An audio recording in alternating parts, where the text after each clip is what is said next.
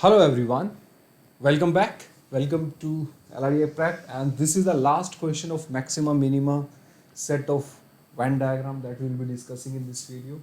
Our condition is similar to the last question, a very simple one.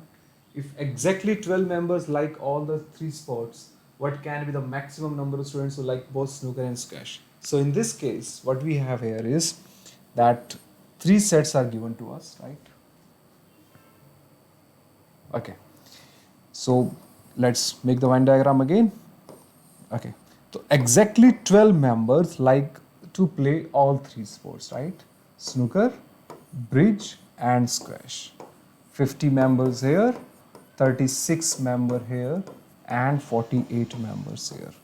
What I want to do is I want to maximize the number of students who like snooker and squash. Snooker and squash but not bridge. What can be the number of students who like snooker and squash but not bridge? So this is the value I want to maximize. This is the only value I want to maximize. And what are the condition? I need at least one member here. I need at least one member here. I need at least one member here also. I need one member here. I need one member here also, right? Minimum members that you require in these regions are at least one. So again, members playing one sport will be awarded with one prize. Members playing two sports will be awarded with two prize. Members playing three sports will be awarded with three prize. So I'm distributing 50 prizes here, right? I'm distributing 36 prizes here and I'm distributing 48 prizes here. The total number of prizes I'm distributing are 134. Every member play at least one sport.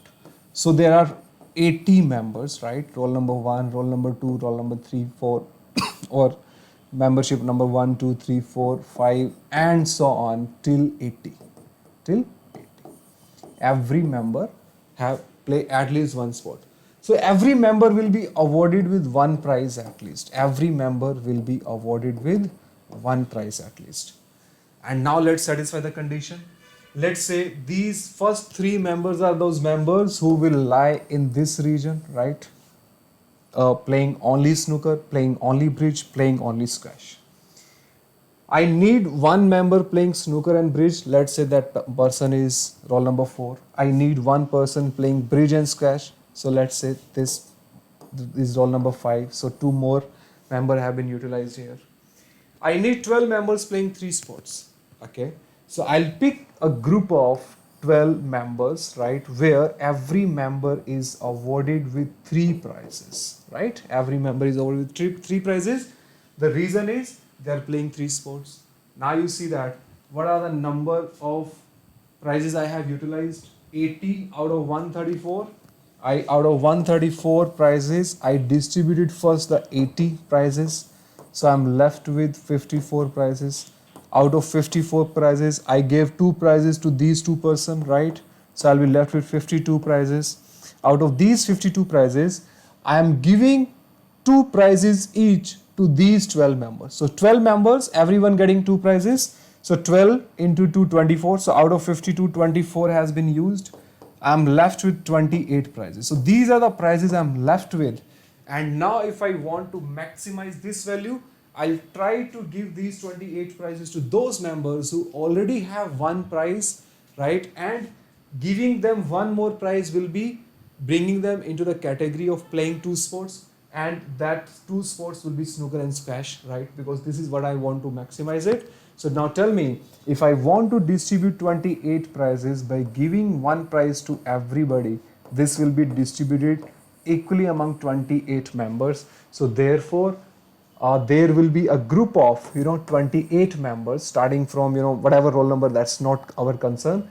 Every member will be having two prizes there. This would be a group of 28 members. So that is the maximum possible value that you can keep in this region. So this maximum possible value would be 28, and this would be the answer of the question. Thank you so much for watching this video. Subscribe to the channel. Now this set has been completed. I'll be coming up with equation based maxima minima concept questions, right? In the next video, we'll be discussing one more set, which is a previous year CAT paper original set, and this set would be of a bit advanced level, and that set can only be solved with the concept of equation, right? So we'll be looking now how to solve the question of maxima and minima with the help of equations with the given conditions. We'll do that in the next part of the video. uh, if you wish to attend my live sessions on Unacademy Plus, subscribe to Unacademy Plus, where you can attend unlimited live sessions every day. This is my referral code LRDS Meet that you can use to get 10% off on Unacademy Plus subscription. Thank you so much for watching the video. See you then in the next part of the video. Thank you.